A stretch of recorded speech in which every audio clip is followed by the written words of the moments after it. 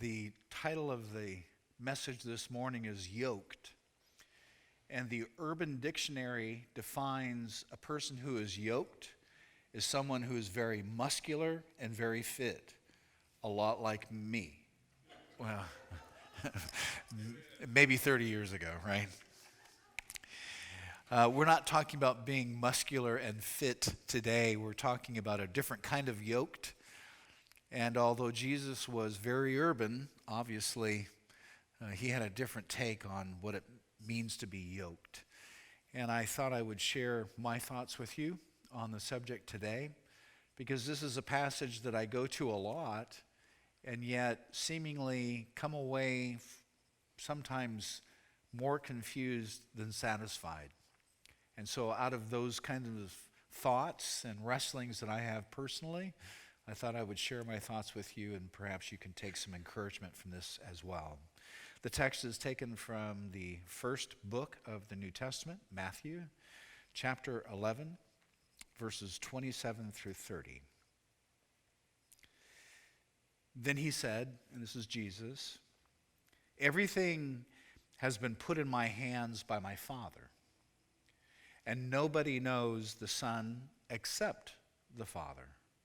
Nor does anyone know the Father except the Son and the man to whom the Son chooses to reveal him. So come to me, all of you who are weary and overburdened, and I will give you rest. Put on my yoke and learn from me, for I am gentle and humble in spirit and heart, and you will find rest for your souls. For my yoke is easy and my burden is light." Wanted to tell you a quick story to help set the stage for what follows. It's a story about Jimmy and his son Davy, and they were playing in the ocean down in Mexico while his wife and his daughters and parents and a cousin were enjoying themselves just sitting on the beach. And suddenly, as can happen here in Southern California, a rogue wave came out of the ocean and swept Davy out to sea. Jimmy immediately started to do whatever he could to help his son Davy to get back to shore, when soon he, as well, was swept away by the tide. He knew that within minutes, both he and Davy would drown. He screamed for help, but his family away on the beach was too far to hear him based on distance and the sound of the waves. Now, Jimmy is a strong guy. In fact, he's an Olympic decathlete, so he's yoked. But he was utterly powerless to prevent the tragedy that was now looming only minutes and perhaps even seconds away. Meanwhile, Jimmy's cousin, who understood something about the ocean, saw what was happening and walked out into the water where he knew that there was a sandbar. He had learned that if you try to fight a riptide, in all likelihood, you will die trying. So he walked to the sandbar. He stood as close as he could get to Jimmy and to Davy, and then lifted up his head and his hands and said, "You come to me. You come to me." They did, and they survived. This Matthew passage that I just read has always baffled me. It's one of those verses that sounds really nice and comforting, at least for a little while, because for a little while I get some comfort from it. But when things get pushed maybe just a little too far, I realize I have no idea what it means, and worse yet, that sometimes it doesn't even seem to be true, at least as far as my eyes can see. Because if we say that Jesus' yoke is living in obedience to God as Jesus did, then we are way up the proverbial creek without a paddle.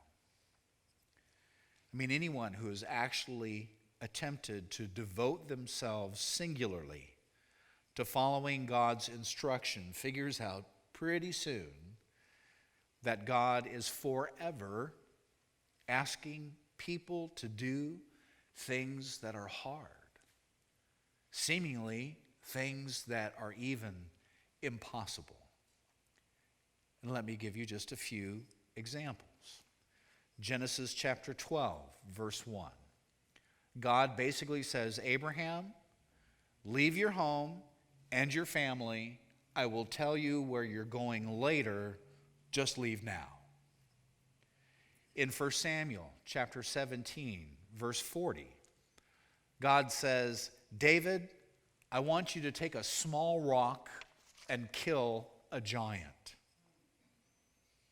In Hosea chapter 1, verses 2 through 10, God instructs the prophet Hosea, all right, Hosea, I want you to marry that woman who is going to cheat on you, and then I want you to redeem her with your love. And, oh yeah, by the way, make sure everyone knows about your humiliation so they can see a model of my love for them.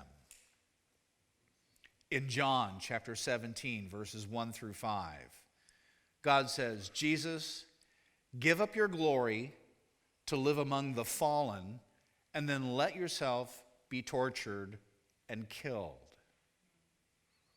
In Romans chapter 8, verse 18, God basically says, Paul, you just keep on preaching until they kill you. And when you're whipped bloody and imprisoned, please be sure to count it all glory. You see, church, God's ways are many things, but easy? Light? Hardly. So what then is Jesus talking about? Well, I want you to recall that Matthew, who is a Jewish tax collector, writing to a thoroughly Jewish audience, tells us throughout his gospel that Jesus spoke frequently about Jewish law and about Jewish tradition. So Jesus' comment about his yoke being easy was, in at least one sense, kind of the capstone of Jesus' Religion 101 class that you can find earlier in Jesus' Sermon on the Mount, which is contained in Matthew chapters 5 through 7. But from an even broader perspective, this same discourse was really his commentary on the Torah, which is the first 5 books of the Old Testament, and really was a commentary on the whole of Jewish law. For instance, in the Sermon on the Mount, Jesus emphasized the need for forgiveness, for reconciliation, and for charity, since his teaching was actually an expansion of God's command in Deuteronomy chapter 6, verses 4 and 5, which state, Hear, O Israel, the Lord our God, the Lord is one. Love the Lord your God with all your heart and with all your soul and with all your strength. The Jewish people refer to this as the Shema. But Jesus goes on to state that not only are we called to love God unequivocally, but to love our neighbor as well. And that means whether friend or enemy, since they're all made in God's image.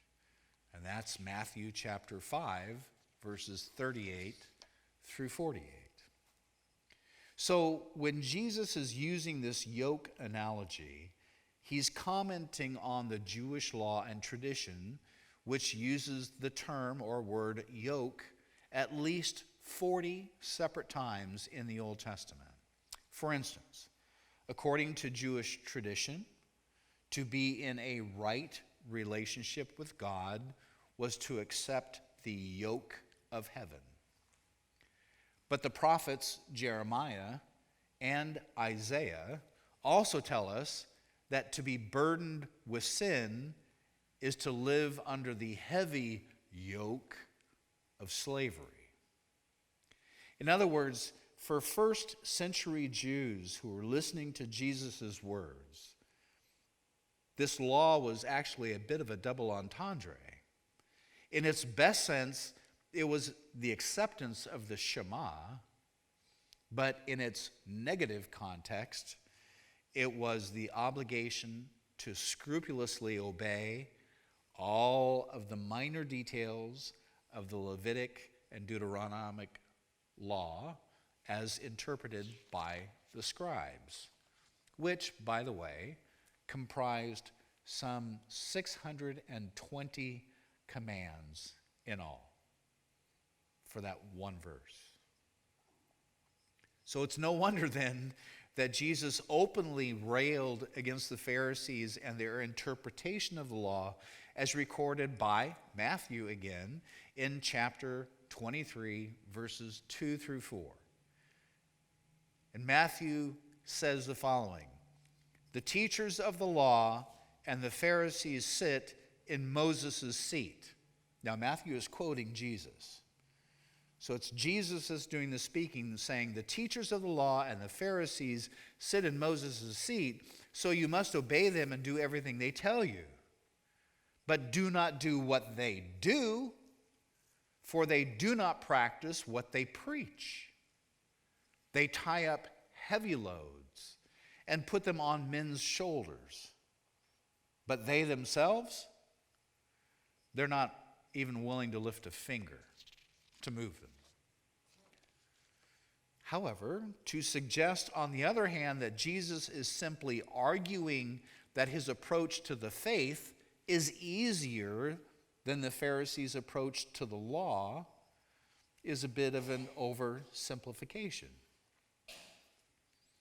So turning to the Sermon on the Mount then, Jesus interpreted the law, but he actually went a bit further than that. In Matthew chapter 5, verse 17, Jesus says, "Think not that I have come to abolish the law and the prophets. I have come not to abolish them, but to what? Fulfill them." So in our passage about this yoke, Jesus is asserting two messianic claims. The first is only the Son can reveal the Father, and that's in verse 27. And then secondly, the yoke is easy, verse 30. In other words, Jesus is explicitly interpolating himself as the yoke. In other words, he is the way, he is the path, or he is the avenue to the Father. But then Jesus takes the yoke analogy one step further. Since God is known through the law, which Paul tells us in Romans chapter 2, verses 17 and 18, when Jesus says his yoke is easy, Jesus is actually saying, I am the law, but the law I impose is not a heavy burden, because although the law was given through Moses, grace and truth came through Christ Jesus. John chapter 1, verse 17. So, distilling all of that, the yoke is not the law. The yoke is his grace. The yoke is his truth. And the yoke is his divinity. But then, if you go down that path, you begin to wonder if you're just a little crazy, thinking that it really could be that simple. And it doesn't help when people come up to you with those kind of sad puppy dog eyes, asking in tones that are usually reserved for the infirmed, and they come up to you and say, "How are you doing?" "Fine," you reply with a smile. No, really. It must be so hard. It's okay not to hide behind a strong face all the time. "Well, I have my moments, but really I think I'm doing quite fine. I'm just trusting God, I guess." "Sure you are.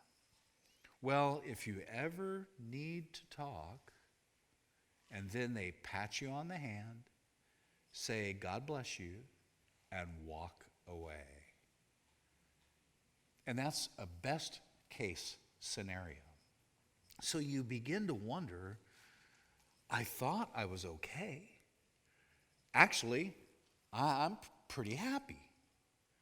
But maybe I'm just kidding myself.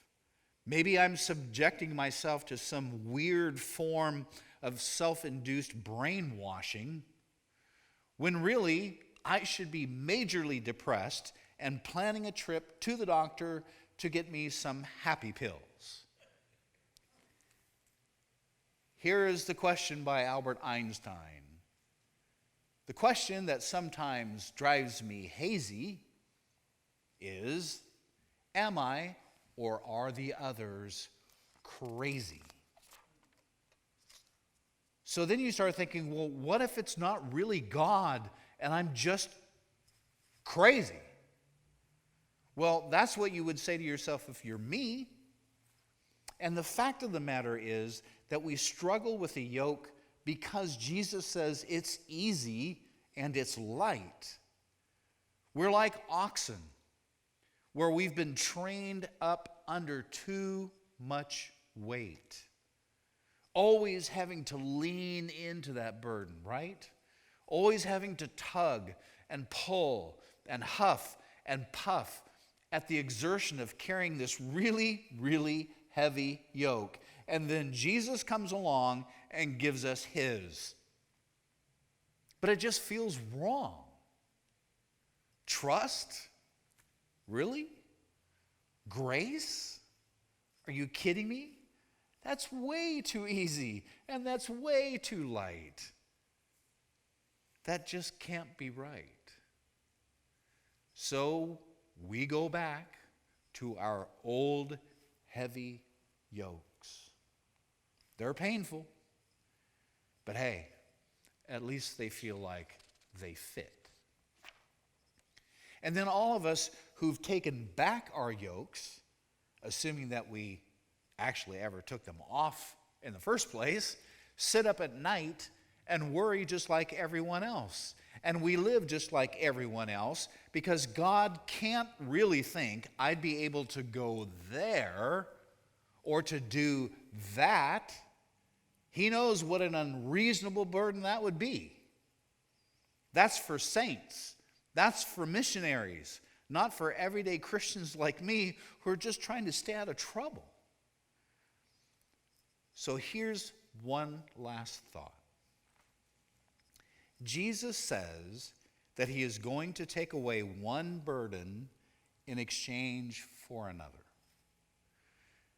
Okay, but if that's true, how does that help? I'm just moving it from one side of the equation to the other. A yoke is pretty much a yoke, right? Well, the word yoke, I will tell you, is a very interesting one. And it can mean several things, kind of like what we've discussed. It can mean oppression, right? Or it can mean being under the authority of something or someone.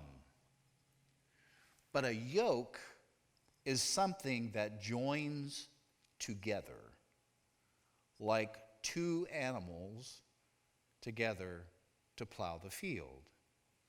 And if you go to the actual Greek, the word yoke, and I kind of wrote it up there for you so that you get your Greek lesson today. The word is pronounced zoios. That word means a coupling, very figuratively, a coupling, or a servitude, kind of as to a law or to an obligation. And it derives from another word called physiognomy. Again, pardon my Greek. But that word means to join. So the root word of the word yoke means to join. It is a coupling. And that word, yoke, appears in Matthew chapter 19, verse 6, and in Mark chapter 10, verse 9, which both quote Jesus as saying, "What God has joined together, let no man put asunder." Does that sound familiar to you? We hear it all the time, right? At weddings, it was the common verb used for marriage. So now read Matthew chapter 11, verse 30 again. That to be yoked with Christ is to be united with him in such a way in which a husband or a wife would be united to each other. Where a husband and a wife live better for the Lord than either would do alone. In other words, taking on the yoke of Jesus means to be united with him, joined to him for one purpose. And in that sense, the yoke of Jesus is our union with him. And in that context, that burden is easy. And that burden is light. So as you go about your week this week, you can accept Jesus' offer to take that yoke upon you. But perhaps the context within which it best fits, at least for me, is the context in which Jesus is asking me to be yoked with him to do good works that he will direct me through his Holy Spirit to do. That would take the mystery out of Christianity, wouldn't it? If you're yoked with Jesus and you're working in connection with the ministry that he wants you to share in your world, then there is no mystery as to what you do. You just simply do as he directs. And life comes to us, I think, very simply. You know, we look to complicate things and explain things very much like we've been doing for the past 2 years. And I have yet to hear a plausible explanation as to COVID, its origin, its mutations, where it's going, its future, and how it's going to end up. And we have a lot of very smart people way above my pay grade trying to provide us with an explanation which gives us absolutely no solace at all. But if instead the explanation is take Christ's yoke upon you and live your life in connection with him, whatever burden you may bear, whatever task you may face, will be easy and it will be light because you have Jesus equally yoked to you as you go forward. So perhaps this passage maybe takes on a different meaning for you. It was certainly very encouraging for me, and I hope perhaps in sharing these things it'll be an encouragement to you as well. Because lately it's easy to get tired. It's easy to get worn out. It's really easy to get burned out. But if you take the yoke of Jesus upon you, your burdens will be easy and much lighter to bear.